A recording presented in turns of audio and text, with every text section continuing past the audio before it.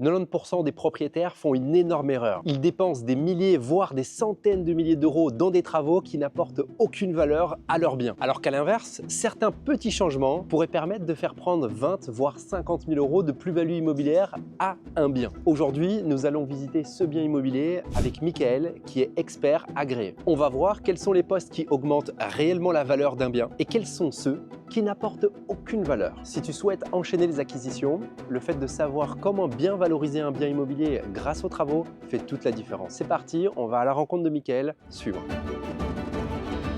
Ce bien-ci, s'il n'avait pas eu le jardin, il aurait perdu 15-20% facilement de valeur. Un bien qui n'a pas d'extérieur, c'est assez atroce. Tu as un bien qui, en fait, quand tu le valorises, à la base, tu le valorises comme des caves. Et puis d'un coup, rien que par quelques travaux d'aménagement et un permis d'urbanisme, fait presque 25-50%, même des fois x2, suivant ton bien, en termes de prix au mètre carré de ces caves. Et juste pour résumer, quels sont toi les 1, 2, voire 3 postes les plus impactants pour la valorisation? Donc voilà, des biens qui sont décentrés, forcément, ça crée plus de distance et donc voilà, ça joue un peu sur la valeur quand on est décentré.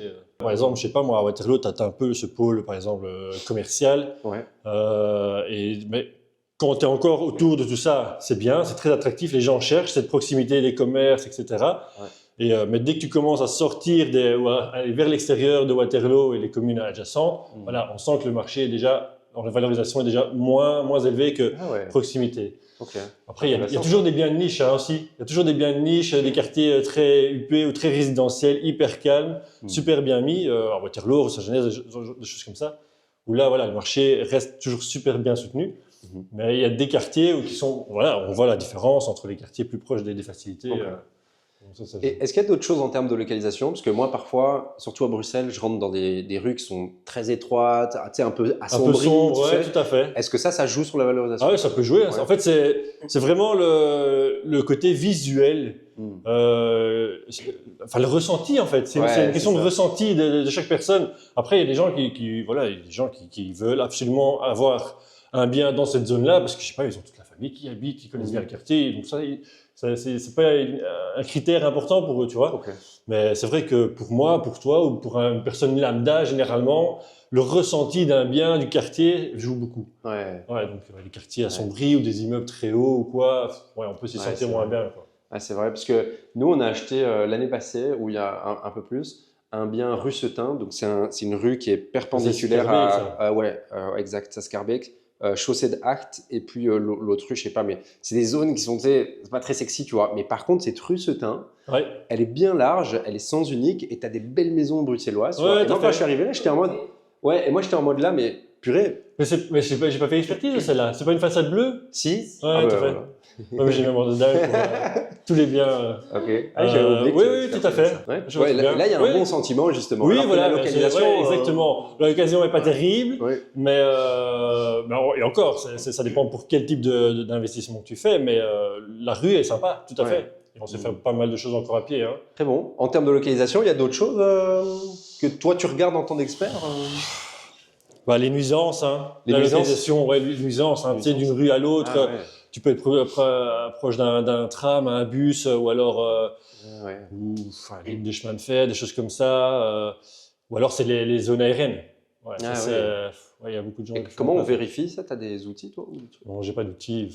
En fait, c'est quand tu es sur place, quand tu es dehors, tu vas dans le jardin. Tu sais qu'il y a des communes, Evere, Krainem, des choses comme ça, ou certaines zones de Woluwe. Tu vas dehors dans le jardin 5 minutes. Tu es sûr d'entendre à un moment donné un avion. Après, il y a des gens que ça ne dérange pas. Et puis même après 2-3 ans, les gens ils s'y habituent. C'est des choses comme ça. Mais il y a des gens que ça gêne un peu. Et c'est des choses sur lesquelles on fait un peu attention. Après, il suffit de regarder un peu quand tu regardes sur Google Maps. Tu vois les pistes, le sens des pistes. Donc, tu vois un peu les couloirs. Quand tu te rapproches un peu de Zaventem et des choses comme ça, tu vois un peu les couloirs des avions. De manière générale, c'est surtout un peu les nuisances, tu vois.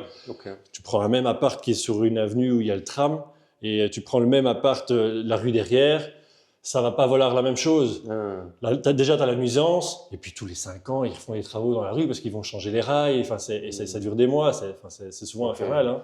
Ça, c'est intéressant. C'est des choses qui peuvent jouer, tu vois. quelques pourcents sur la valeur d'un bien, hein, Ok. les nuisances. Et c'est quoi les pourcentages? Ça dépend de la nuisance, ça peut valoir de 2, 3 à 5% jusqu'à 10% si c'est Oui, vraiment quand même, de hein. fortes nuisances. Ouais. Tu vois? Ce serait quoi, vraiment genre rail de tram devant chez toi, quoi. Tu Oui, sors, t'as rail la de tram devant chez toi, et puis alors je sais pas moi, si tu as une école en face ou derrière à l'intérieur d'îlots, enfin tu vois, c'est aussi les écoles, tu vois. Bien sûr. Moi je fais souvent attention. De plus en plus de gens de nos jours, ils travaillent à la maison, plusieurs jours par semaine. Ouais. Et si tu as une école, bah, tu as la nuisance la journée. Mm. Tu vois, les gens qui travaillent en bureau, qui sont pas là la journée, ça va, y a pas ça dérange pas.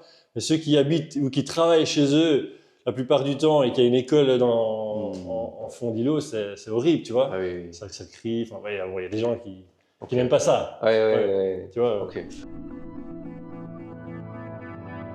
J'aimerais bien, si on peut regarder la façade, Ouais. j'aimerais bien que tu m'expliques du coup, toi, comment est-ce qu'il y a des choses, quand tu regardes la façade de l'immeuble, qui peuvent influencer, tu sais, style façade étroite, style pas assez de fenêtres, pas assez de luminosité. Bah, ça joue. Des Hein. choses comme ça. Par exemple, dès que nous, on a une façade souvent en dessous de 5 mètres, on commence déjà à mettre ça en moins-value, tu vois. En dessous de 5 mètres? Ouais, souvent.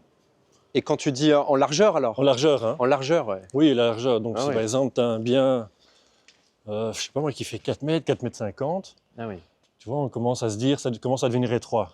Ok. Et si c'est étroit, en fait, ça va jouer sur un peu toute la morphologie de ton bâtiment. Parce qu'en fait, la profondeur, généralement, à Bruxelles, c'est 3 pièces en enfilade, tu vois, minimum. Ouais. Donc, c'est pas tellement sur ça, mais c'est la largeur. Toute ta largeur de ta maison va jouer sur la largeur de ta façade, finalement, forcément. Mais qui dit petite largeur, ben, tes cages d'escalier, les largeurs d'escalier, elles sont toujours les mêmes. Ah oui. Donc, forcément, ben, qu'est-ce qui va impacter? Ben, c'est les pièces de vie. Hmm. Et puis, souvent, les châssis aussi sont plus étroits. Ok. Et donc, ça va jouer sur ta luminosité, sur tes possibilités d'aménagement, des choses comme ça. Et donc, tu as tout de suite un potentiel qui diminue fortement dès que tu as une maison avec une façade de largeur très, très faible, quoi. C'est hyper intéressant ça. Est-ce qu'on peut dire du coup que plus la largeur de la façade est importante, mieux c'est pour les Ah ouais, espaces? tout de suite. Tout de Ok. suite. Et puis ça donne visuellement une sorte de valorisation à ton bien. Une maison large, ça veut dire qu'elle en impose déjà. Ouais. Tu vois, tu n'as pas une maison de maître qui fait 4,50 m ou 5 mètres de façade. C'est très rare. Ok. Elles sont souvent à 5,50, 6 mètres, voire même plus. Hein. Ok. Et donc, ça impose déjà d'avoir une belle façade bien large, tu vois. Est-ce que aujourd'hui, avec toute la situation PEB qui est un point important, j'imagine que une interprétation aussi qu'on peut avoir sur la façade, c'est OK, est-ce qu'on a du châssis double vitrage et puis les différents matériaux, est-ce que ça, c'est quelque chose qui valorise un bien vers le bas, vers le haut? Ouais, bah, c'est comme tu dis, de nos jours, ça c'est un des points pour moi pratiquement les plus importants, Ok. c'est la performance énergétique d'un bâtiment, donc le PEB, quoi. Donc ça c'est sûr que si tu arrives avec un bien qui a déjà du double vitrage, bon après du double vitrage de nos jours c'est un peu le standard, Oui. mais il faut voir est-ce qu'il est performant ou pas performant, de quand il date le double vitrage. Donc oui, sur la façade, voilà, la façade et le reste, hein, toutes les parois extérieures. Ouais. Moi, de nos jours, c'est vraiment un point qu'il faut vraiment mettre en avant dans la rénovation d'un bien, si on le fait. C'est la performance énergétique, donc tout ce qui est isolation de façade, les châssis, la toiture. Et même si on arrive à le faire carrément, c'est isolation des planchers et des sols Ok. contre cave, quoi. Ah ouais, bien sûr. Donc, surtout de l'enveloppe extérieure, il faut essayer. En fait, quelque part, il faut un peu connaître aussi le principe de la PEB et de comment on encode. Voilà, moi j'ai été certificateur PEB avant, à un moment donné. Maintenant, je fais plus parce que j'ai plus le temps pour ça. Donc là, on sous-traite. Mais quand tu comprends le fonctionnement de la certification PEB, tu sais vers quelle zone tu dois venir isoler, tu vois. Parce que si tu veux commencer à aménager des caves, et donc ça veut dire que tu mets des radiateurs, donc ça veut dire que tu vas le faire rentrer dans ton volume protégé. Mais si tu n'isoles pas les parois correctement de ton volume protégé, eh ben, ça va devenir des zones de déperdition non isolées. Et donc ça va réduire ton... tu vas avoir un résultat PEB moins bon. Tu vas chauffer, mais finalement la chaleur, elle va sortir, tu vois. Et donc c'est là que tu dois faire attention. Si tu intègres des volumes dans ton volume protégé que tu as aménagé, ben, il faut les isoler d'une manière ou d'une autre. Tu vois. Ouais, make sense. Make sense. Très très bon. Tout ce qui est... bon, ici on est en façade avant, balcon, des choses comme ça, c'est des choses qui valorisent un petit peu un bien immobilier? Oh, pas spécialement, pas les Spécialement. balcons, non. Non. Parce que les balcons, en plus, c'est généralement en façade avant. Mhm. Donc, à part quelqu'un qui sort pour fumer sa cigarette, Ouais. c'est pas vraiment une plus-value. C'est toujours bien d'en avoir, hein, puis ça reste un bel élément sur ta façade. Ouais. Ça joue bien, mais c'est pas ça qui va apporter. Moi, ce qui apporte plutôt, c'est une belle terrasse en arrière, tu Ouais. vois, qui donne sur ton jardin, l'intérieur d'îlot, t'es au calme, t'as pas la nuisance de la rue, et donc là, t'es bien. Ok. Donc ça, c'est plutôt là la plus-value. Ouais. Ok, très bien. Est-ce que tu as, un autre point à ajouter sur façade avant, quelque chose qui est important pour la valorisation? Les corniches, éventuellement, bah, c'est tout ce qui est, de Ok. toute façon, ça c'est de manière générale, hein, c'est tout ce qui éviter les problèmes d'infiltration d'eau. Ouais. Donc il faut bien vérifier les corniches, voir la pente si elle est bonne, des choses comme ça, s'il n'y a pas de risque d'infiltration. Voilà, ici on est sur une corniche en PVC, donc ça de toute façon nous on va la refaire. Enfin, de toute façon, toute la maison va être rénovée avec la toiture aussi, donc on va refaire les corniches. Mhm. Il vaut mieux partir sur soit du bois, soit comme ceci, hein, c'est de, comment on appelle ça? Ah oui. C'est de l'aggloméré. Mhm. Enfin, c'est des revêtements synthétiques, hein, Ah oui. tu vois, mais Ok. pas du PVC plastique, parce que ça, souvent, dans les renseignements urbanistiques, directement, on te met une remarque là-dessus. Ah oui. Si ce n'est pas les châssis en PVC, ben, ce sera les corniches en PVC, donc ça, Ok. ils n'aiment pas. Ah, ils n'aiment pas ça. Ça, ils n'aiment pas, donc bon, voilà, ce genre de choses. Mais c'est pas, je dis, c'est pas vraiment ça qui va apporter la plus-value. De nouveau, c'est vraiment, si on fait des travaux, tant vérifier jusqu'au bout Mhm. ces éléments-là pour pas qu'il y ait d'infiltration, parce qu'après on commence avec tous Ouais, les bien problèmes. sûr. Ouais, ça, Ouais, c'est bien l'enfer. Hey, j'interromps ta vidéo juste un instant pour te dire que tu dois aller absolument cliquer sur le premier lien qui se trouve en description. Tu vas pouvoir télécharger gratuitement la checklist du PEB, je l'ai devant moi, elle se trouve là. Ici, il y a 53 pages qui va t'expliquer comment est-ce que le PEB va monter le prix de ton bien immobilier. Tu vois dans la vidéo quel est le niveau d'importance qu'on a en Belgique sur l'amélioration du PEB. Donc va la chercher pour faire partie des investisseurs et des propriétaires qui vont pas louper le coche. Alright, je te laisse continuer la vidéo et dans quelques minutes, il y a une petite surprise qui, moi, m'a surpris. Donc, je te laisse suivre tout ça. Très bon. Allez, visitons un peu le bien Ouais. et là, regardons vraiment la partie travaux. J'ai vraiment hâte un peu que tu nous expliques qu'est-ce que tu vas rénover et qu'est-ce qui va apporter de la valeur et qu'est-ce qui n'apporte pas de valeur finalement. Ouais, tout à fait. Ici, c'est une rénovation complète, hein, du coup. Ici, c'est une rénovation complète parce que déjà, bon, on doit un peu faire des travaux de retransformation, quoique il n'y a pas grand-chose à faire, mais Ok. comme c'est aménagé en 3 logements, en fait, ici, c'était un petit cadre, donc il avait son bureau à l'avant. Ouais, ouais. Tu vois, donc classique avec la cloison qui était fermée. Ouais, ouais, ouais. C'est un Donc, bel espace, ça. Hein. C'est un bel espace. Et en fait, visuellement, tu vois déjà une des chambres. Ouais, tout à Tu fait. vois, en fait, tu vois Super. typique, tu as une des chambres ici. Ouais, Et alors, si tu veux, je te montrerai, j'ai déjà le plan de projet que j'ai fait. Mhm. Tu vois, typiquement, à l'époque, donc tout ça est très vieux et très sec. Donc, Ouais. donc ça, le problème n'est pas là. C'est que le propriétaire ne faisait pas les travaux de la corniche Ah, oui. ici. Et donc, ils ont dû, même avec le voisin, ils ont eu des problèmes et tout. Il a laissé traîner, et ben, forcément, l'eau est rentrée, tu vois. Ok. Donc après, ils ont fait les travaux, donc ça a bien séché pendant plusieurs années, mais ils n'ont jamais repeint parce que c'était un fainéant. Mais voilà, mais typique genre de problème que tu peux éviter si tu fais les travaux correctement à la base, quoi, tu vois. Complètement. Donc Qu'est-ce typique. que tu vas faire au sol? Ben alors là, je me tâte. Soit il y a toujours un peu garder ce cachet parce que en fait, normalement, c'est des hauts plafonds avec les moulures, on le voit dans le hall. Ok. Bon, ça, je vais garder pour le principe d'isolation un peu thermique et acoustique, tu vois, par rapport à la chambre d'en haut, ça c'est pas ça peut mal. Mais le cachet du plancher, c'est toujours joli, tu vois. Ouais. Le problème, c'est un peu l'entretien, des choses comme ça pour des chambres en colocation. Alors, soit est-ce que on ponce et on remet une ou deux couches de vernis et alors et c'est fait, soit on met un parquet vinyle. De nos jours, le parquet vinyle est assez intéressant parce qu'il n'est pas encore trop cher, facile à mettre et entretien pratiquement zéro. Ah oui. Et hyper résistant, tu vois, résistant à l'eau, des choses comme ça. C'est pas le bête parquet stratifié, c'est vraiment un mix des deux. Et donc c'est facile et facile d'entretien, tu vois. Ok. Et ça, c'est quelque chose que tu conseillerais à quelqu'un qui investit aussi? Oui, parce qu'il y en a qui, par exemple, n'ont pas envie de... Parce que ça peut souvent coûter plus cher de tout poncer, de vitrifier, des choses comme ça. Et donc, dans l'aspect un peu investissement et type de projet que tu as, Si tu veux, par exemple, juste conserver ton plancher pour plus tard, pour si tu as envie de faire un autre projet avec ta maison, eh ben, tout simplement, tu viens mettre soit un bed vinyle. Hein. Tu peux mettre aussi un bed vinyle, mais un joli, hein, qui ressemble à du parquet, mais tu mets un vinyle. Ou alors, si tu veux monter un peu en gamme, tu mets un parquet vinyle. C'est vraiment, il ressemble à du parquet stratifié, mais avec cette couche vinyle au-dessus, et là, tu es tranquille. Entretien.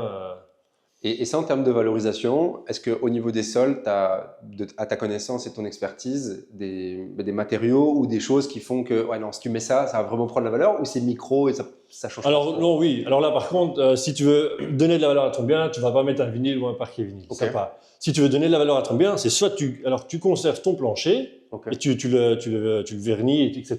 Et donc là, parce que les gens, ils adorent ça, tu vois. Soit tu te dis, bah, il est trop usé, tu vois, il est trop abîmé, tu ne sais pas le récupérer comme tu as envie. Alors moi, je pars plutôt sur un beau parquet semi-massif. Tu vois, les parquets semi-massifs, pour moi, c'est un bon compromis parce qu'ils sont solides, ça ne bouge pas parce qu'il y a la structure dure en dessous, avec juste la couche de bois au-dessus. Et ça rend parfait, quoi, tu vois. Donc ça, moi, c'est des matériaux qui sont intéressants. Après, tu as aussi les grands carrelages, mais pas pour des chambres, hein, mais pour les cuisines ou des choses comme ça. Partir sur des éléments un peu de carreaux de ciment. Et donc toi, en tant qu'expert, si tu arrives ici, par exemple, sur cette surface sol, et qu'on est venu poncer et vitrifier, tu vas te dire, tu vas mettre d'office un petit peu plus de cote vers le haut que si on avait mis un vinyle, par exemple? Ah oui, tout à fait. Parce que vraiment, le bois, c'est un peu, ce genre de plancher, c'est plus noble qu'un bed vinyle, tu vois. Donc, en rendu, en esthétique, et c'est beaucoup plus chaleureux qu'un vinyle. Donc, directement, on voit que les gens, ils ont investi, ils ont mis de l'argent pour leur faire sortir au meilleur de sa forme. Et moi, je trouve que ça a de la gueule, tu vois.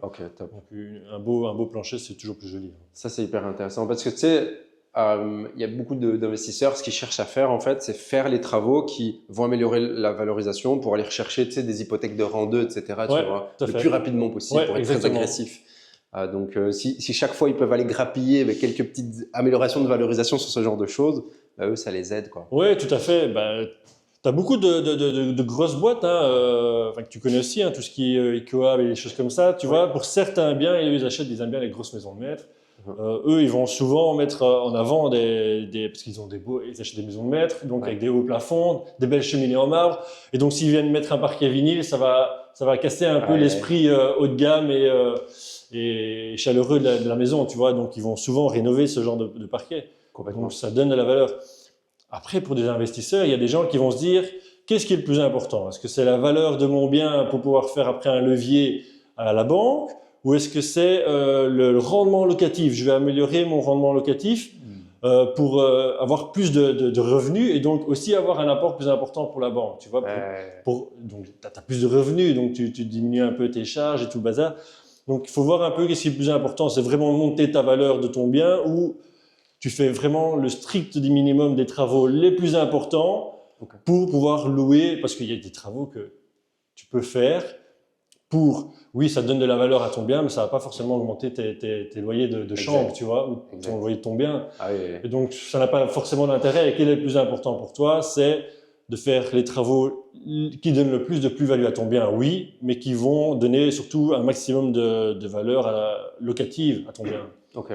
Ça, c'est le plus important. C'est quoi les 3 choses que tu vois souvent dans ton métier, des postes, que les gens ils se disent « Ouais, moi j'ai fait ça et je pensais que ça allait améliorer la valeur de mon bien et que finalement, pas du tout en fait. » Est-ce que tu as ça en tête? Qu'est-ce qui pourrait… Tu sais, par exemple, moi, souvent, je vois des personnes, ils font des grandes salles de bain avec des grandes baignoires en coin, ou même des baignoires jacuzzi. Est-ce que ça, par exemple, ça améliore la valeur? Non, pas vraiment. Non, les très grandes salles de bain, ça c'est de l'espace un peu perdu. Parce qu'on n'y passe pas beaucoup de temps, ces salles de bain. Il faut qu'elles soient fonctionnelles, il ne faut pas qu'elles soient étroites non plus, mais il faut un bon compromis, tu vois. Il faut des grandes baignoires jacuzzi, des choses comme ça prend énormément de place. Et de nos jours, les gens, ils n'ont pas le temps de prendre un bain. Je crois que ça fait, depuis que j'ai des enfants, ça fait 10 ans que j'ai des enfants. Je crois que je me souviens pas avoir pris un bain depuis 10 ans. T'as plus le temps de prendre un bain. Tu vois, donc vaut mieux avoir une douche fonctionnelle. Oui, bon, un bain, c'est toujours bien quand tu as des enfants. Mais il faut minimiser les espaces, bien organiser les choses. Ça ne doit pas prendre, ta salle de bain ne doit pas faire 15 mètres carrés. Sinon, tu perds de la place et ça ne sert à rien. Donc, ce n'est pas la pièce centrale d'une plus-value, quoi, tu vois. Et qu'est-ce que tu penses de ça, Mika? Sur papier, urbanistiquement, on a une chambre. Ouais. Mais quelqu'un, pour améliorer la valeur, il se dit « Ah mais non, moi je vais grappiller de l'espace du salon et je vais me taper une deuxième chambre. » Donc dans les faits, on a 2 chambres. Donc Ouais. toi, en tant qu'expert, tu arrives, tu as un 2 chambres, mais sur papier, tu as une chambre. Est-ce que tu vas le valoriser en 2 chambres ou pas? Alors, ça va être un mix des deux, parce qu'il faut faire attention à ça. Il y a beaucoup de gens qui font ça. Ouais. Et le problème, c'est il y a souvent le risque de l'infraction. Ah ouais. Et donc, on va se retrouver dans un jeu entre officiellement à une chambre, dans les faits un 2 chambres, mais donc en valorisation, on est censé normalement tenir compte que c'est une chambre officiellement. Ok. Mais dans les faits, par exemple, cet appartement, il est loué en 2 chambres, donc il a un meilleur revenu locatif que s'il était loué dans une chambre. Ok. Donc, on va essayer de faire un mix des deux, parce qu'il n'y a rien à faire. Ce bien, s'il s'y prête à être aménagé en 2 chambres, tout en respectant, il faut faire attention, tout en respectant certaines normes urbanistiques, tu vois. Ouais. Il faut que la première chambre fasse 14 et la deuxième 9. Il faut que le séjour, parce que souvent on déplace des cuisines pour faire ce genre de choses, il faut que la cuisine plus le séjour ensemble fasse 28 mètres carrés. Exact. Donc, c'est des choses qui, alors à ce moment-là, nous on doit faire attention parce que si tous ces critères sont respectés, alors il y a un potentiel de régularisation de chambre. Alors là, on se dit, OK, on va peut-être pas le valoriser à 100% comme s'il était reconnu comme un 2 chambres, mais presque. Okay. Donc, on va peut-être enlever 5%. C'est une petite démarche administrative, voilà, avec la commune. Et généralement, ça passe si toutes ces normes urbanistiques sont respectées. Mais par contre, si on voit qu'on a tapé une cuisine dans un séjour qui était déjà petit, des choses comme ça, pour récupérer l'ancienne cuisine comme une petite chambre, et qu'en plus, elle ne fait pas les 9 mètres carrés, là, on va faire attention sur la valorisation, tu vois. D'accord. Donc, c'est pas toujours judicieux de le faire. Il faut, au préalable, bien analyser ton bien pour vérifier que tu peux le faire et que tu as un potentiel de régularisation. Et du coup, dans cette même logique, une maison unifamiliale qui est louée à une famille et qui a par exemple 2 grandes chambres, VS une maison unifamiliale mais qui a 4 chambres, lequel tu vas valoriser le mieux en se disant que tout est en ordre au niveau des superficies, urbanistiquement, etc., que les superficies de salon et de cuisine sont respectées. Oui, mais si c'est une 4 chambres, ça veut dire que peut-être la maison est plus grande déjà. Et donc forcément, là, la valeur va être impactée du bien. Okay. Mais si tu me dis un bien strictement le même mais qui est aménagé en 2 chambres, et puis tu as le même bien mais qui est aménagé en 4 chambres, tout en ayant des espaces qui sont cohérents, sans pièces de vie, des choses comme ça, et qui respectent les surfaces et les normes, alors le bien en 4 chambres va être beaucoup plus valorisé, parce qu'il peut déjà accueillir une plus grande famille, donc tu as plus de potentiel acquéreur ou locataire pour ce genre de bien. Okay. Donc ça va être mis en avant, ça c'est sûr. Très bien. Au niveau du PEB, qu'est-ce qu'on peut faire pour améliorer une pièce comme une chambre? En PEB, rien, à part si c'est forcément c'est la façade arrière, enfin c'est la façade extérieure et tout ce qui est châssis. Oui. Après, le reste, ça va pas être impacté parce que c'est pas une surface de déperdition. Donc c'est pour ça que je dis toujours bien faire attention. Qu'est-ce qui est la surface de déperdition dans ton volume protégé? Et c'est là-dessus qu'il faut aller travailler. Donc si par exemple en façade avant, tu sais pas isoler ta façade par l'extérieur, sauf si tu as un permis ou que tu as envie de garder ta belle brique de parement, tu viens isoler par l'intérieur. Que ce mur. Et alors que tes châssis. Maintenant, il faut faire attention qu'on commence à rentrer dans le principe de « j'étouffe ma maison ». Donc, pas oublier les systèmes de ventilation. Parce que c'est bien de vouloir isoler sa façade, mais il ne faut pas oublier les retours avec les châssis pour éviter les ponts thermiques, parce que c'est les zones de froid avec les châssis, et c'est là que la condensation va se fixer et commencer à avoir les problèmes de condensation. Et donc, dans ce genre de bien, si tu commences à isoler partout ta maison, c'est top, mais alors il faut faire un système de ventilation centralisé, une VMC, des choses comme ça, pour éviter les couacs qui arrivent, quoi. J'avais une question. Ouais. Ton entrée, je trouve, elle est large. Tu vois, tu as des beaux escaliers, ouais. etc.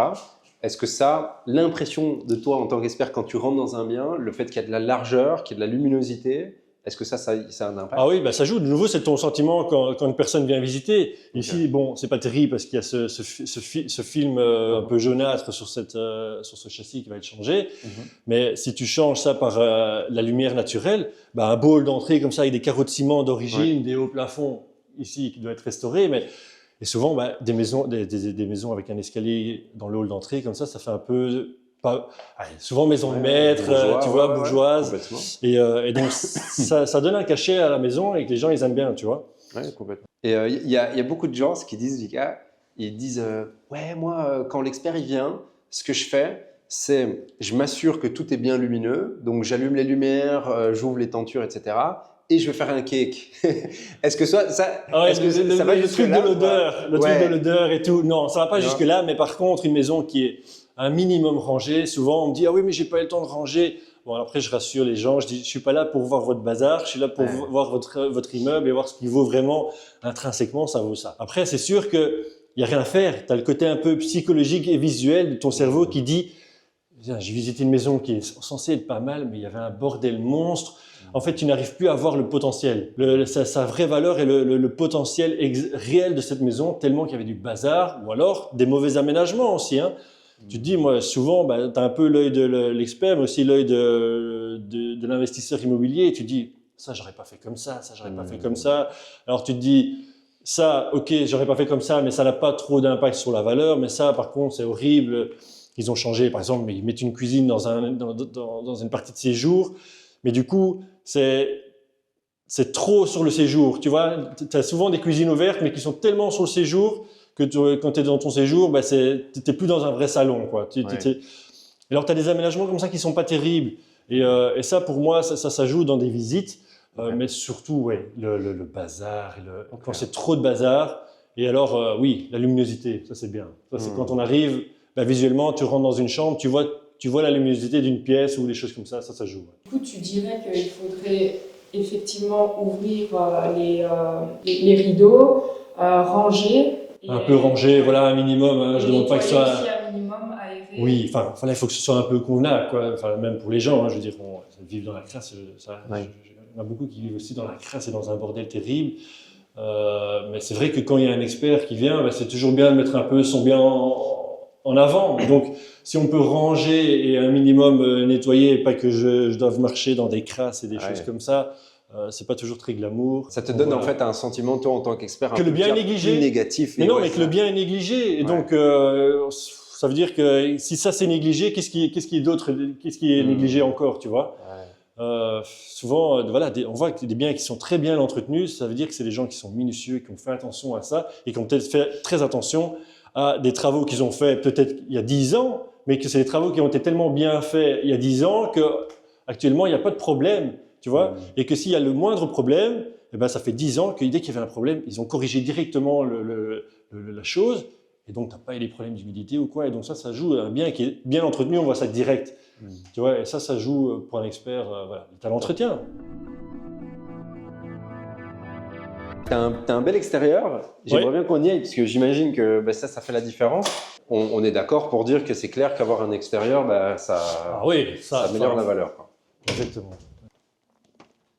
C'est parfait ça. Oui, ça c'est vraiment sympa. Genre, est-ce qu'il y a vous avez une norme, genre un pourcentage de dire il n'y a pas d'extérieur, c'est autant de pourcents en moins, ou ça marche pas comme ça? Non, ça marche pas comme ça. C'est plutôt vraiment s'il y a un extérieur, comment on le valorise, tu vois. On va le valoriser un peu, voilà, au mètre carré. Ou au forfait, suivant l'orientation, les choses comme ça. S'il y a du vis-à-vis, pas du vis-à-vis. Donc c'est plutôt qu'est-ce que l'extérieur va apporter, tu vois, en plus. Et par exemple, imagine, bah, là on en a un, VS on n'en a pas. Que tu vas rajouter combien genre sur l'expertise, plus ou moins, juste pour comprendre la logique un peu Ça dépend un peu du bien. Ce bien-ci, s'il n'avait pas eu le jardin, il aurait perdu 15-20% facilement de valeur. Ah ouais. Ah ouais, facilement. Ah ouais, un bien qui n'a pas d'extérieur, c'est atroce. Hein.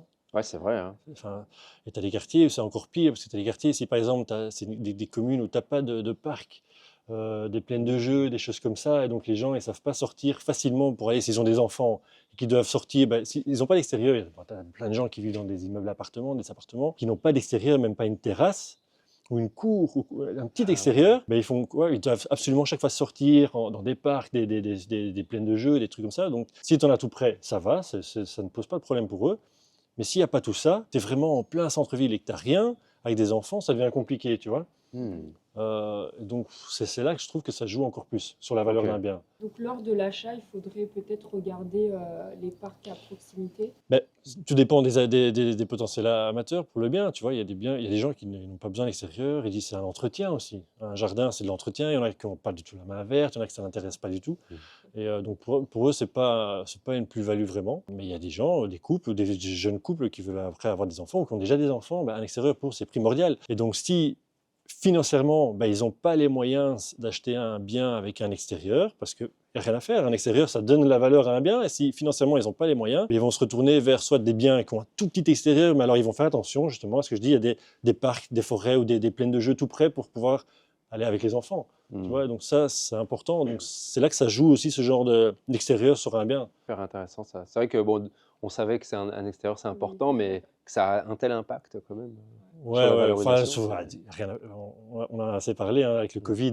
Ouais, Et c'est vrai il y ça. a eu un affolement sur les biens avec des extérieurs d'un coup parce que les gens ils avaient peur de devoir rester chez eux pendant des Ah semaines et ouais. des mois.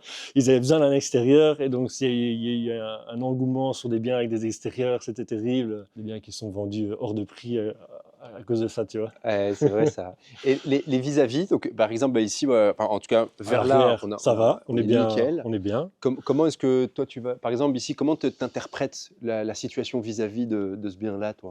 Bon, après ici, bah, pour moi, on n'est pas dans un bien typique où il y a un gros vis-à-vis. On Ouais. reste dans une ville, on est à Bruxelles, donc du vis-à-vis de base, il y en a partout. Ouais. Maintenant, moi, je commence à... Je peux te donner après une anecdote d'un bien que j'ai été visiter il y a une semaine. Mais bon, ici, tu vois, à part du vis-à-vis, ça là-bas, c'est très léger. Ici, l'arbre, il va fleurir, donc ça va aller. Mhm. Tout ça, c'est, tu vois, donc là, derrière, il n'y en a quasi pas. Ok. Donc, pour moi, on n'est pas sur un bien typique où il y a du vis-à-vis. Je ne parle Ok. pas de ça ici vraiment. Ça, tu ne sais pas les empêcher, les vis-à-vis de tes voisins. On est en Bien sûr. ville, ça, voilà. Bien sûr. Maintenant, un bien, on serait ici avec ces biens-là beaucoup plus proches, qui ont Ouais. une vue directe sur ton jardin. Là, ça commence à être du vis-à-vis et avoir un impact sur ta valeur parce que tu ne peux pas être dehors, dans ton jardin, sur ta terrasse, avec des amis et profiter sans être vu. Ah oui.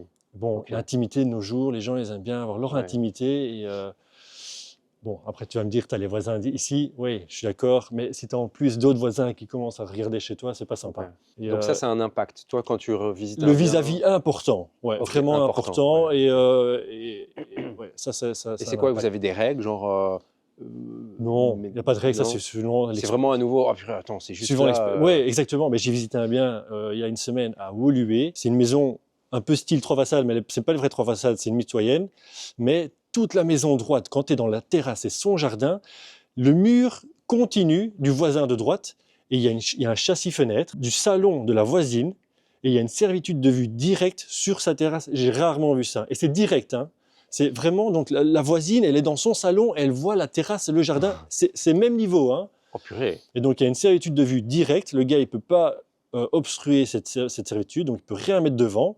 Il ne peut pas construire. Donc, s'il voulait agrandir mettre une véranda ou quoi dans sa terrasse jardin, il ne peut pas le faire. Et il y a vraiment, et même au rez-de-chaussée et à l'étage, c'est pareil, hein. Tu as des appartements, ils ont une vue directe. Voilà, donc là, en moins-value, ça a été assez fort. Tu vois, là, on parle presque 10% en moins sur la valeur de son bien, rien qu'à cause À de cause ça. de ça. Rien qu'à cause de ça. Alors que la maison était sympa, super quartier à Woluwe, tout le bazar. Mais ça, c'est horrible. Les gens vont venir, ils vont voir ça, ils vont repartir. Ah ouais, ça Ouais, c'est... make sense. Hein. En fait, ce que je remarque depuis le début de notre discussion, c'est Ouais. que finalement, le métier de l'expert, c'est quelque chose qui est très logique, en fait. C'est Oui, juste mais oui, c'est du bon interpréter de sens, c'est manière- du ouais, bon c'est ça, sens. bon Mais il sens. faut juste avoir l'œil. En fait, expert, ça Ouais. veut dire quoi? Je suis un expert, mais j'ai juste l'œil de l'expert qui a l'habitude de... Ouais, il y a des gens qui vont pas... Bon, ça, la servitude, tout le monde va le voir, mais après, il y a des petites choses que les personnes lambda ne va pas voir. Mais c'est une question de bon sens et de logique. Bien sûr. Ouais, Ok. tout à fait. Allez, top. Et au niveau du jardin, qu'est-ce qu'on peut faire pour augmenter la valeur du bien? Alors, c'est pas l'endroit qui va donner le plus de valeur. Après, si tu fais... ici, par exemple, on a une terrasse qui est dégueulasse, avec une ancienne citerne de pluie, tout le bazar. Donc là, c'est là qu'on va faire les travaux pour que ça soit joli, tu vois, un peu glamour, les gens ils puissent venir dehors et installer une petite table et tout. Mais après, c'est pas l'endroit où il faut mettre un maximum d'argent Parce que c'est pas là que ça va donner le plus de valeur à ton bien. Non. Ah, il faut que ça soit joli, rangé, un peu entretenu. C'est nouveau, c'est une question de voilà, l'état d'entretien dans nos rapports, l'état d'entretien. Si ton jardin c'est une fougère, bah, tu te dis c'est un gars, voilà, ça donne l'image de l'entretien de ton jardin. Sur ta maison, c'est pareil. Voilà, ça c'est une question d'entretien. C'est pas là que je mettrais le plus d'argent dans un jardin. C'est plutôt qu'est-ce qui, voilà, au niveau aménagement, c'est surtout zone de terrasse. Ouais, Ok, ça, zone de terrasse. ouais, ça donne un peu la valeur de ton bien, mais c'est tout quoi. Très bon. Allez, cool. Bon, c'est un chouette achat, hein, franchement. Ouais, tout à fait. Et donc, tu disais, vous allez mettre la cuisine au centre, Ouais, alors? donc la cuisine au centre. Donc ici, justement, on va tout péter, parce que là, tu as un tuyau là, avec une sorte de salle d'eau. Ah oui. Salle d'eau avec la chaudière. Ok. Enfin, une des chaudières. Okay. Et donc, tout ceci va être pété. Okay. Et donc, remonté. Alors, on aura une belle pièce de vie, salon, salle à manger. C'est très bien vu. Et la cuisine et la cuisine sera là, exactement. Okay. Donc, cette cheminée-là, par contre, elle part. Comme ça, on a un pan de cuisine complet, avec ici les 2-3 frigos en plus. Et voilà. Okay. Et donc comme ça. L'impact de la cuisine dans la valorisation. Souvent on dit la cuisine et la douche, c'est les endroits coup de cœur, ça doit être bien rénové, ça doit être beau. Quel est ton avis là-dessus? Alors cuisine, oui, c'est une pièce vraiment de nos jours très maîtresse parce que souvent elles sont de plus en plus ouvertes sur les séjours et donc c'est quelque chose qui visuellement doit être pas mal. Maintenant, il faut faire attention parce que dès que tu commences à être dans des gros budgets de cuisine, ça n'apporte pas 100% de la valeur. Okay. Donc là, il faut vraiment faire attention à ce qu'on choisit. Bon, après, c'est sûr qu'il faut choisir des bons électros, mais pas trop haut de gamme, ça sert à rien, mais du milieu de gamme, avec les fonctionnalités que les gens ils aiment bien, des choses comme ça. Mais c'est pas là-dedans qu'il faut aller taper trop non plus. Il faut que ça reste une belle cuisine, fonctionnelle surtout. Mais après, tout dépend du profil de la personne qui achète et qui fait les travaux. Si c'est une famille, bah, évidemment, elle va mettre peut-être un peu plus de budget pour sa cuisine parce que c'est sa cuisine, avec ses goûts à elle. Pour y vivre, je sais pas moi, 10, 15, 20 ans dedans. Donc, tu vois, alors que l'investisseur, lui, il va plutôt mettre la cuisine tape à l'œil, mais pas trop cher et surtout fonctionnel. Et avec les fonctions, par exemple, dans l'électro, les fonctions standards. Il va pas commencer à viser les trucs four vapeur, des choses comme ça. C'est de la valeur perdue dans ce genre d'investissement. Pas trop grande. Pas trop grande parce que chaque élément, tu le payes. Tu vois, c'est des éléments que tu payes et qui risquent aussi de péter. Enfin voilà, dans la location, donc pas trop grande. Il faut que ça reste fonctionnel. Bon, après, ça dépend aussi de ton investissement, du nombre de chambres et d'occupants que tu vas avoir. Bien sûr, bien sûr. Il faut un peu équilibrer le truc. Mais c'est vrai que ça reste une belle pièce maîtresse dans un bien. Donc, visez plutôt l'aspect esthétique alors. Tu vois, pour celui qui investit, du moins, l'investissement locatif, c'est plutôt l'aspect esthétique, tout en pensant qu'il faut que ça tienne quand même 10 ans. Donc, toi, en tant qu'expert, quand tu arrives et que tu vois visuellement une belle cuisine, tu dis « Ah ouais, c'est pas mal ». Et puis tu regardes quand même la partie purement pratique et les électroménagers, la qualité. Oui, voilà, un peu la qualité des électros. Bon, après, j'y passe pas 10 minutes, hein, mais visuellement, je vois directement, voilà, ils ont mis l'électro, je visualise un peu du bas de gamme, moyen de gamme, haut de gamme, des choses comme ça. Mais c'est sûr que après, tout dépend de ton bien. Hein. C'est un bien qui est une belle maison de maître. Tu vas pas aller mettre un four à micro-ondes Ikea ou un petit Zanissi bas de gamme, c'est des très bons produits, mais du bas de gamme. Non, si tu vas sur une belle maison, je sais pas, 2 mètres avenue Molière, tu mets une cuisine qui est dans le standard, dans le standing de ta maison. Sinon, tu te dis, là, c'est bizarre, le gars, il a sorti tout l'argent possible pour acheter sa maison, mais après, il a fait razzia sur le reste.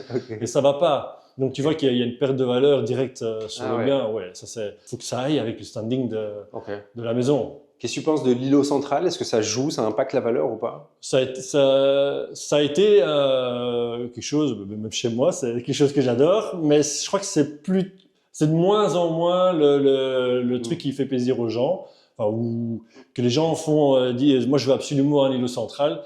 Après, tout dépend de la configuration, l'espace que tu as. Hein. Après, c'est toujours pas mal parce que tu tu as cet espace d'îlot central qui te permet d'avoir une autre vue que être face à un mur, Ouais. alors que tu peux être ouvert souvent sur une salle à manger parce que c'est une cuisine ouverte ou sur ton séjour. Et donc, quand tu prépares des choses ou quand tu fais la vaisselle, ben voilà, t'es pas dos non-stop pendant 1 heure en train de cuisiner, dos à des gens ou à tes invités ou à tes enfants, des choses comme ça. Ok. Donc ça reste très, très agréable et fonctionnel sur ta cuisine. Mais après, si t'as pas toujours les moyens d'en mettre un, tu vois. Ok. Ouais. Avoir un îlot central, c'est pas forcément une plus-value dans... Ok. Ouais. Si tu as une belle cuisine fonctionnelle, c'est le plus important pour moi. C'est fonctionnel. Ouais. On peut monter un peu. Oui, on peut monter ou descendre, c'est comme Ouais, tu veux. descendre, Alors en fait, ah ouais. si tu Et veux, en bas. là je te parle de plutôt qu'est-ce qui a joué sur ce bien, sur le fait qu'il ne s'est pas vendu rapidement et sur finalement sa valeur, et que sur lequel j'ai pu jouer, donc du fait qu'il a été en vente assez longtemps. C'est parce qu'en fait, il n'a pas comme une maison classique un escalier pour descendre au sous-sol. Tu vois, on s'attend à avoir un escalier là. Ouais, c'est ça, logiquement, on y va ici. Ouais. Ouais, et en fait, il n'y a jamais eu. Ok. Il n'y a jamais eu. Par contre, il y a eu à un moment donné, si tu vois les zones de traces, Ouais, le ouais. classique, la classique porte d'entrée qui donne vers le sous-sol. Mais depuis toujours, enfin depuis très longtemps, cette porte n'existe plus. Ah oui. Et en fait, les anciens vendeurs, je ne suis même pas sûr que c'était les vendeurs d'ici, les anciens vendeurs, qu'est-ce qu'ils ont fait? Ils ont rentré un permis pour, lors de cette extension, ils ont rentré un permis et donc mettre un escalier ici. Donc c'est le seul accès au sous-sol. Ok. Et je crois que visuellement, les gens se sont dit, le seul accès à mon sous-sol, c'est là, dans une pièce qui est censée être principale parce qu'elle donne sur le jardin. Ok. Ils se disent, mais qu'est-ce qu'on fait avec cet escalier? Moi, il me bouffe tout mon espace et c'est le seul moyen d'aller à mon sous-sol. Ouais. Donc je crois que c'est ça qui a énormément freiné, en plus du fait que voilà, la maison est aménagée en 3 appartements, peut-être c'est des gens que ça fait peur, des choses comme ça. Ouais. Mais je crois que ça a été un élément dissuasif pour pas mal de gens. Ok. Ils se sont dit, moi j'ai cette annexe qui est pas terrible, j'ai en plus, elle était impactée par un escalier en béton dur et tout le bazar pour aller au sous-sol.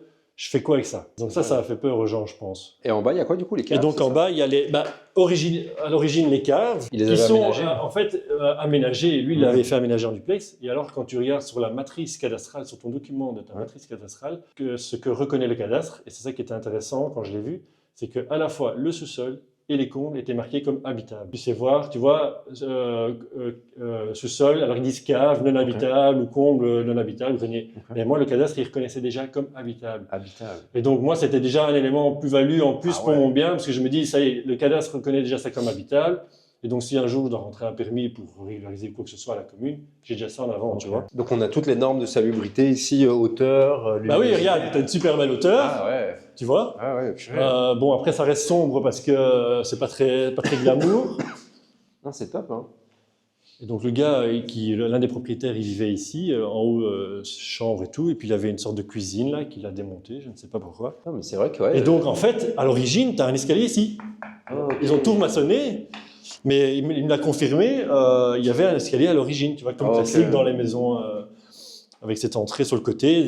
Comme nous on dit dans le jargon des experts, c'est des cuisine caves. Ok. Tu vois, à l'époque, dans ce genre de maison, souvent avec des belles hauteurs sous plafond, on appelait ça des cuisine caves avec un châssis à l'avant. Ouais. Il y avait les cuisines en bas, souvent pour le personnel ou les choses comme ça. Et donc souvent, dans ce genre de bien, les cuisine caves, elles ont des hauteurs sous plafond plus raisonnables. Ouais. Et souvent avec ces escaliers comme ça. Ouais, c'est Et donc très bien. nous, typique, ce qu'on va faire, c'est ici, on va remettre un escalier là. Ouais.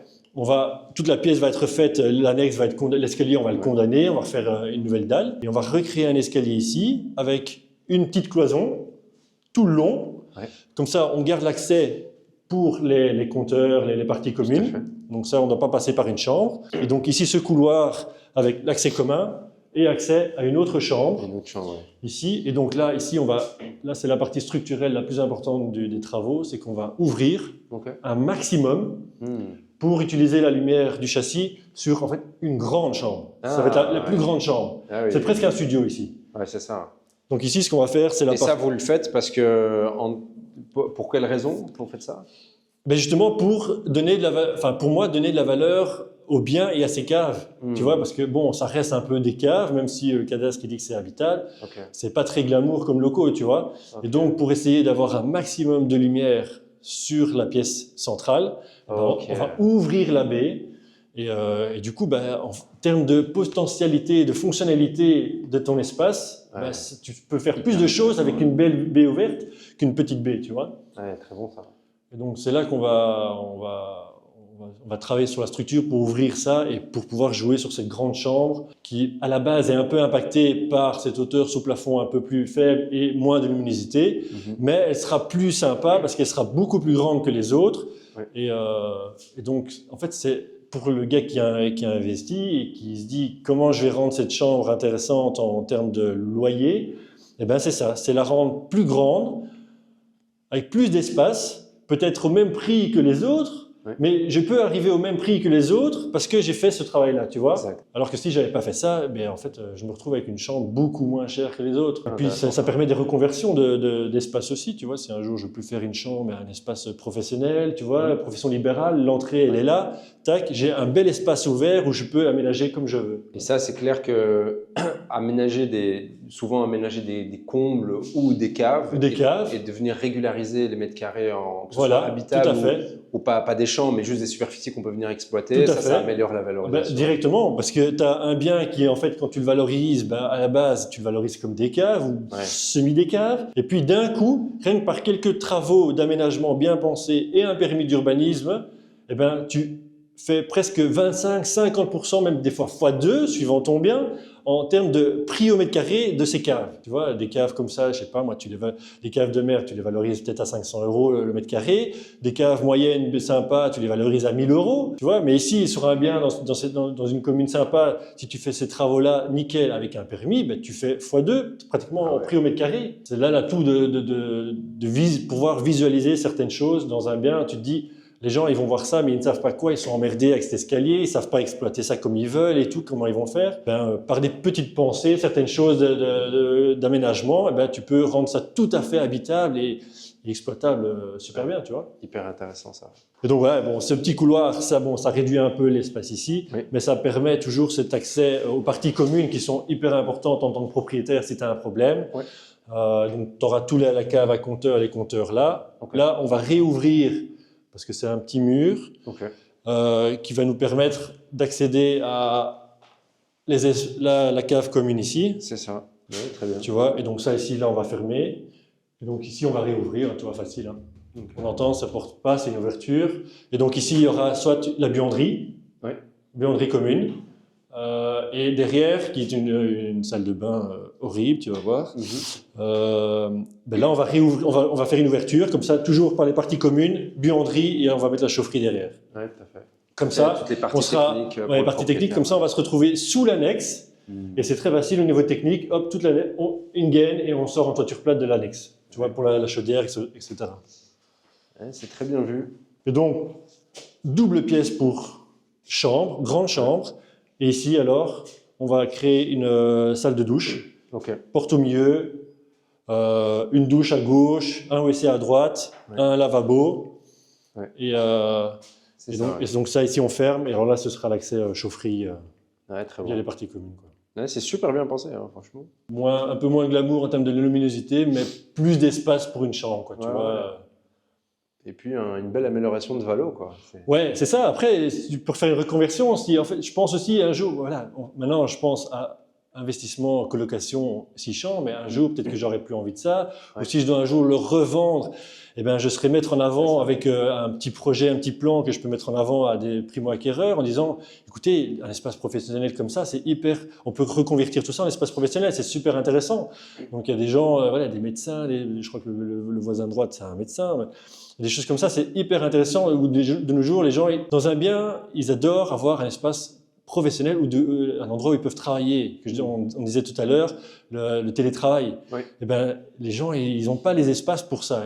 Ils adorent ça. Maintenant, ils adorent ça parce que de plus en plus de gens travaillent à la maison. C'est un confort. Et donc, si tu imagines, tu as un espace comme ça, 2 pièces, que ce soit pour mettre tes vélos, etc., comme on disait, les espaces de transport en commun, tu mets tes vélos là ou quoi, et tu as un espace professionnel comme ça, ou une salle de sport, quoi, c'est génial. C'est génial. Et tu ne dois pas empiéter sur tes espaces de vie qui sont plus valorisés en termes de luminosité, de hauteur, des choses comme ça, avec tes pièces de séjour. Tu as des espaces comme ça qui sont un peu moins sympas, mais qui sont tout à fait suffisants pour un espace professionnel, tu vois. Et en termes de PEP, qu'est-ce que tu peux faire pour améliorer? Donc ici, c'est ce que je disais. Ici, on va, en fait, dans les travaux, on va tout recreuser parce qu'on va rechanger toutes les canalisations. Parce que comme il y a une ancienne citerne d'eau de pluie derrière, il risque de poser des problèmes. On va la casser, la condamner et refaire tout l'égouttage de la toiture à l'arrière parce qu'elle est repassée par la citerne. Donc tout ça, on va court-circuiter et on va recreuser pour refaire les égoutages à rue. Je trouve que ça aussi, c'est un truc qui est assez intéressant. Quand on se lance dans des gros travaux, tant le faire à fond. Ouais. Parce qu'on se dit, en fait, on va commencer à isoler le sol et tout, mais on n'a peut-être pas pensé au fait qu'il y avait des canalisations qui sont un peu pourries, on est dans des vieilles maisons. S'il faut commencer un jour à nouveau tout casser, ça te coûte plus cher que si tu l'avais fait directement. Bon, après, c'est sûr qu'il faut avoir les moyens de le faire directement aussi, hein. C'est une question d'équilibre, mais il faut se dire qu'est-ce qui est prioritaire maintenant et que je vais peut-être pas le faire plus tard ou que ça va me coûter plus cher plus tard, que j'ai intérêt à le faire maintenant et je ferai autre chose après plus tard. Mais je crois que les canalisations dans ce genre de vieilles maisons, si on a l'opportunité de creuser et de les vérifier ou de les changer, il faut le faire. Parce que alors là, tu es tranquille. Ah, c'est intéressant ça. Tu es tranquille encore 50 ans facile, tu vois, pour ce genre de canalisation. Tu refais tout ça tout neuf. Et puis alors ici, pour donner la valeur en termes de PEB, on va creuser, on change les canalisations, on refait une nouvelle dalle, on met l'isolant et puis une nouvelle chape et tu es tranquille. Et ça évite les remontées. En plus, si tu fais ça, ça évite les remontées d'humidité et de cette sensation de froid dans ce genre de local demi-sous-sol. Et donc, non seulement tu gagnes en PEB, mais tu gagnes en confort de vie parce que la personne ici, elle ne va pas avoir froid. J'ai hâte de voir un peu les étages là. Il est bien cet escalier, hein? Oui, écoute, au moins on va directement ce qu'il y a en dessous et voilà. Ici, c'est typique, un coup de ponçage, de peinture. Et t'es reparti, quoi. Est-ce qu'ici, sur justement les espaces communs, escaliers, tout ça, t'as des choses que tu regardes en tant qu'expert pour la valorisation? Bon, pas tellement. C'est pas l'endroit où tu vas. Tu sais, de nos jours, c'est assez classique de bien poncer un parquet, un escalier, les balustrades, les rampes et des choses comme ça. Voilà, si tu joues un peu avec les couleurs, tu vois, tu peux faire en dessous des moulures, tu fais une couleur un peu plus foncée, parce que c'est là que tes locataires, avec leurs meubles, leurs bazars et tout, ils abîment tout. Alors, soit de nouveau, en termes d'investissement locatif, si tu veux éviter d'avoir trop de problèmes avec tes murs, tu vas venir mettre sur cette partie basse, par exemple, une sorte de vinyle. Vinyle, mais un peu sympa, tu vois, qui va éviter que d'avoir tes peintures tous les ans à refaire, ou les coups, des choses comme ça. Ça peut être sympa. Ça, j'ai déjà vu dans des biens, c'était très bien.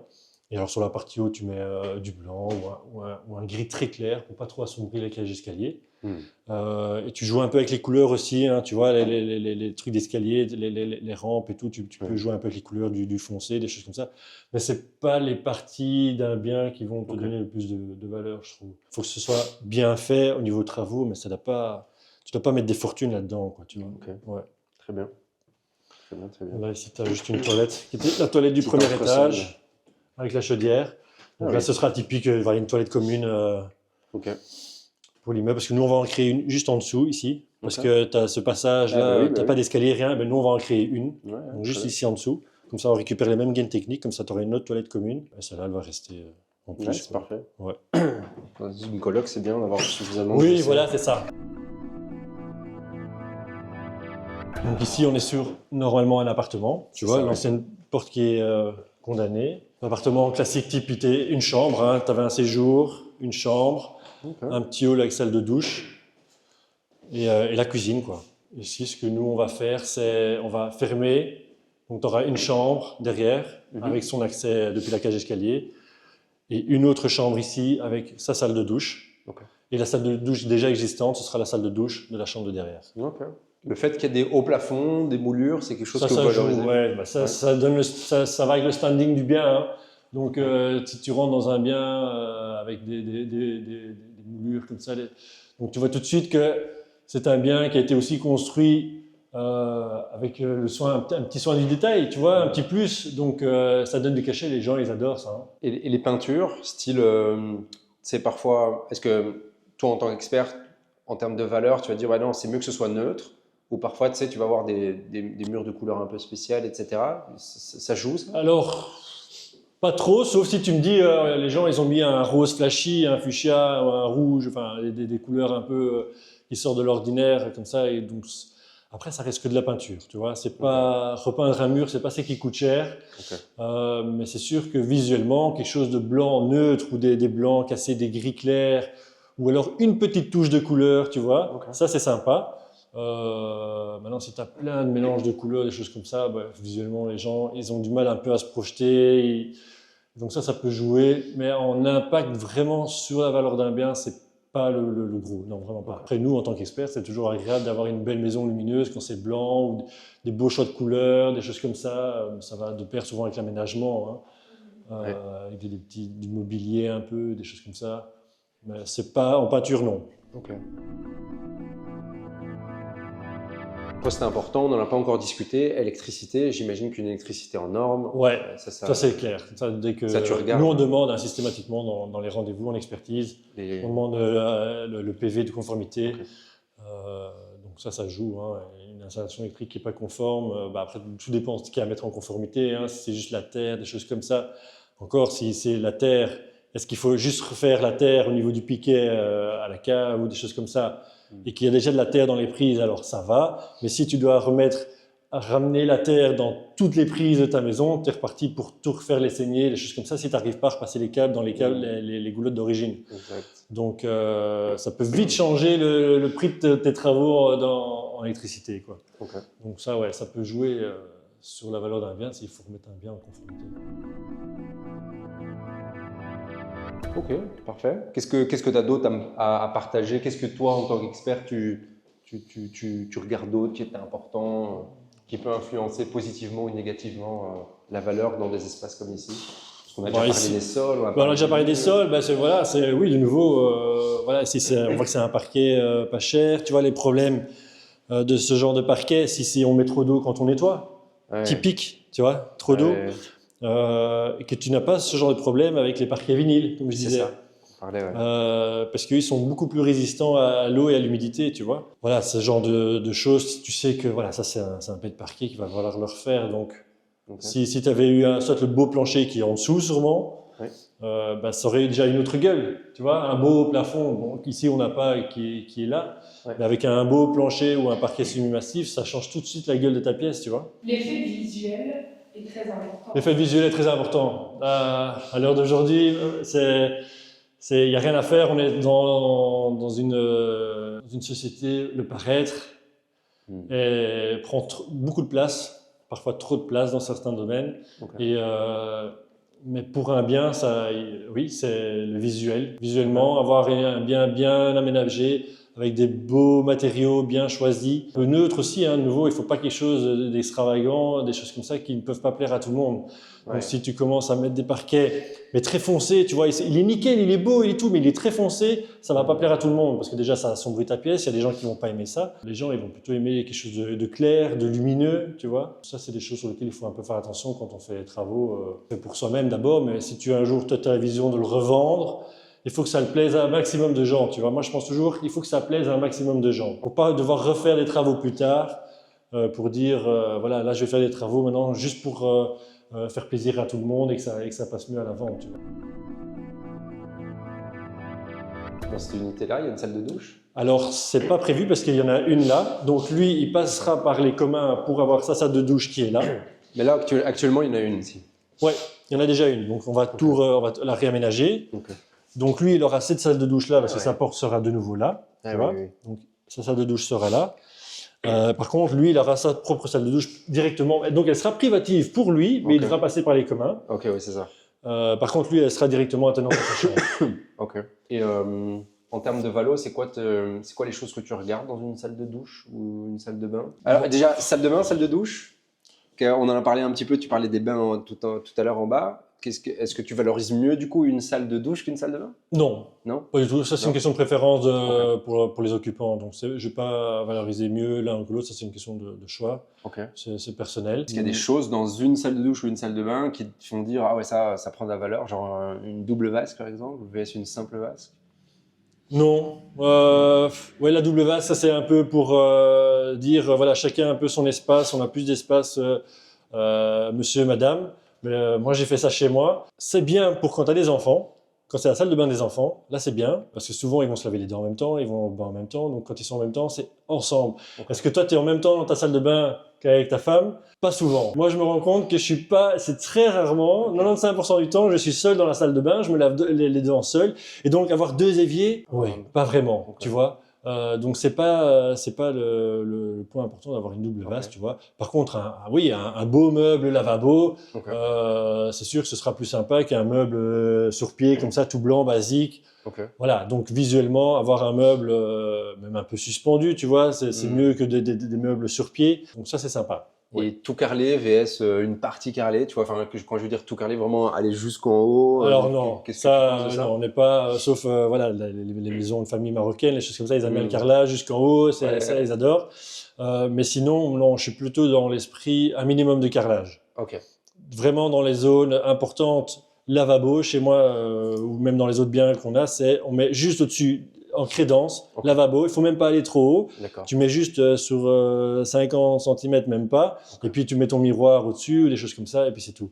Ça sert à rien de mettre du carrelage. Il n'y a pas vraiment d'influence sur ce point-là, carrelage? Non, ça va être nouveau, ça va jouer sur quoi? Sur le visuel. Une salle de bain full carrelage, ça va être froid. C'est moins sympa qu'une salle de douche ou une salle de bain avec du carrelage un peu à gauche, à droite, bien pensé, bien mis, éventuellement. Et alors le reste en blanc, de nouveau en luminosité, des choses comme ça, ou une petite touche de couleur, tu vois.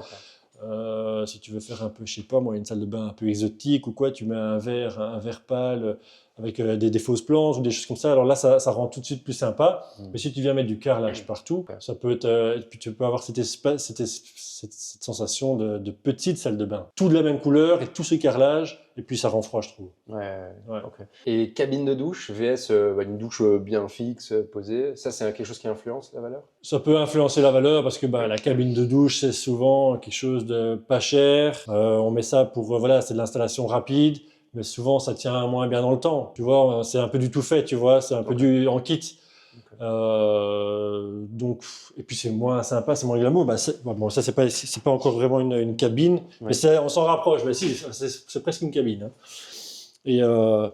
Et c'est moins sympa. Alors que si tu viens avec un tub de douche pratiquement à ras de ton plancher, ça veut dire que tu vas faire plus de travaux ou faire attention à certains travaux parce qu'en fait, tu dois commencer à intégrer tes techniques dans ton plancher. Et donc, ça veut dire que soit tu dois le faire bien avant par au-dessus ou alors par en dessous. Donc, ça veut dire que tu dois abîmer ton plafond en dessous. Mais donc, si tout est intégré, forcément, visuellement, ça a de la gueule. Parce que tu vois pas tous ces espaces de techniques, de caissons, de choses. Tu as ton tub de douche, il a ras de ton plancher, donc c'est sympa. Visuellement, ça va avoir la valeur, un impact sur la valeur. On a déjà fait pas mal un bon tour et je vois que le temps il avance pas mal, Mika. Est-ce que par hasard on a juste accès au comble, parler un peu de tout ce qui est toiture et tout? Oui, tout à fait. Parce que moi j'aimerais que tu nous expliques un petit peu vraiment l'impact de tout ce qui est toiture, isolation. Et par exemple, vous, à quel point en tant qu'expert, comment vous vérifiez par exemple l'isolation d'une toiture, tu vois? Alors, bon, ça, à part si on n'a pas de PEB, si on a un PEB, ça va, parce que de nos jours, les PEB sont très détaillés. Donc, tu vois, ils sont, maintenant, dans le PEB, tu vois tout le détail. Donc, c'est là que tu peux vérifier ce qu'il y a comme isolant, des choses comme ça. Maintenant, si tu n'as pas de PEB, la seule façon de faire, c'est tu viens voir l'épaisseur de ta toiture.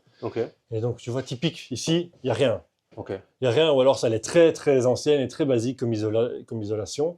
Comment tu vois ça exactement? L'épaisseur de ta toiture. Donc, si tu viens vérifier, tu regardes, tu as déjà l'épaisseur de ta tuile, ta structure, donc il te reste vraiment rien. Et donc, tu vois typique, soit il y a quelque chose, mais c'est très vieux, et donc c'est insuffisant, soit il n'y a rien du tout. Et donc là, donc ici, il faut clairement, tu te dis, là, il faut mettre de l'argent pour ta toiture, pour qu'elle soit nickel, quoi. Étanche, isolation. Et donc là, il y a deux choses. Il y a la partie purement, du coup, à nouveau, impact sur le PEB avec l'isolation, qui est important, on a déjà pas mal discuté. Et puis il y a la partie sur la toiture, le fait qu'elle soit bien étanche, etc., qu'il n'y ait pas de problématique. Voilà. Là, c'est quelque chose que tu vérifies toi aussi dans ton métier? Sur les problèmes d'étanchéité. Oui, ou en tout cas la qualité de la toiture, pas seulement l'isolation, mais vraiment la qualité de la toiture. Bah, moi, je vérifie systématique. Ce que je fais en expertise, c'est Ouais. j'ouvre le Velux et je regarde la toiture. Ok. Toujours. Sauf s'il y a un bazar monstre et que je ne sais pas y aller. Ouais. Mais je vérifie toujours. Je viens, je jette un coup d'œil, je vérifie, je regarde un peu les corniches, l'état des corniches, l'entretien, les choses comme ça. Ok. Je vois, et alors, rien qu'au coup d'œil, je vois déjà si c'est une toiture, un problème, pas un problème, Ok. si elle a été rénovée récemment ou pas. Et alors, je pose toujours un peu la question. Si je vois que c'est une toiture qui est plus ou moins récente, alors je pose la question au propriétaire ou au client. Est-ce que c'est une toiture qui a fait l'objet de travaux? Qu'est-ce que vous avez fait? Comme ça, je sais que voilà, malgré que j'ai peut-être pas le PEB ou qu'il est en cours ou que j'ai pas cette info, je peux avoir déjà des infos rien qu'en regardant et en posant peut-être des questions, tu vois. Ok. Ça me donne des indices sur la toiture. Donc si tu vois qu'une toiture qui est comme ça ici, au niveau tuiles, ça va, elle n'est pas en très mauvais état. Mais je sais que je vais encore pouvoir tenir quelques années. Une toiture qui est complètement à refaire vs une toiture qui est nickel. Quel est l'impact sur la valorisation immobilière? Bah, ça va être le facile de nos jours, le coût de la toiture, même Ok. peut-être un peu plus. Le post-toiture, c'est quelque chose qui donne 100% souvent de plus-value. Moi, je fais dans les expertises qu'on a, quand on doit faire des plans de tranches travaux avec des devis travaux, tu vois, qui sont financés par la banque. Ça, généralement, je valorise directement à 100%. Refaire une toiture, c'est pas seulement en termes de PEB, on dit c'est aussi l'étanchéité, tu vois, c'est vraiment vérifier que tu n'as pas un jour un problème d'infiltration d'eau, des choses comme ça. Et ça, c'est un plus, je trouve. Ouais. Et juste pour résumer, moi je sais pas si tu connais la loi de Pareto qui dit que 20% de nos actions nous apportent 80% de nos résultats. Dans cette idée-là, quels sont toi les 1, 2, voire 3 postes les plus impactants pour la valorisation? Du coup, juste pour résumer un peu tout ce qu'on a fait ensemble. Tout ce qui est en termes énergétiques, hein, PEB, ça, Ok. c'est le plus gros. De nos jours, les gens font extrêmement attention à leur portefeuille, donc c'est là-dessus qu'il faut y aller. Et rien négliger, vraiment le faire directement à fond. Ensuite, c'est les techniques. C'est tout ce qui est chauffage, sanitaire, plomberie, mais vraiment au niveau, dans un premier temps, technique. Donc depuis le compteur jusqu'au robinet d'arrêt, il faut que ce soit nickel. C'est ça qu'ici, c'est bien fait avec des bons matériaux et pas de la merde. Tu as moins de risques de problèmes, le moins de risques de fuite, de choses comme ça. Et donc, c'est d'avoir des techniques nickel et irréprochables. Et comme je disais tout à l'heure, les égoutages, si tu sais le faire, au moins faire une vérification. Ça, c'est important. Et après, ça va être un peu les équipements phares. Hein, oui, comme on disait, la cuisine, sanitaire. Voilà, sans aller dans les extrêmes non plus, hein, ça ne sert à rien, sauf si c'est pour du personnel, ça on ne peut pas juger. Mais dans l'investissement, c'est ça qui va jouer, cuisine, sanitaire. Ouais. Okay, top. Il y a un peu le visuel, des matériaux, hein, Ouais. dans les revêtements de sol, des choses comme ça, ça c'est important. Okay. Top, super Mika, merci pour Avec avoir pris plaisir. plus de ton temps. Yes, merci. C'est super, Avec plaisir. on a appris plein de choses, c'était Ouais, sympa de voilà. passer ce moment. Bah ouais, tout à fait.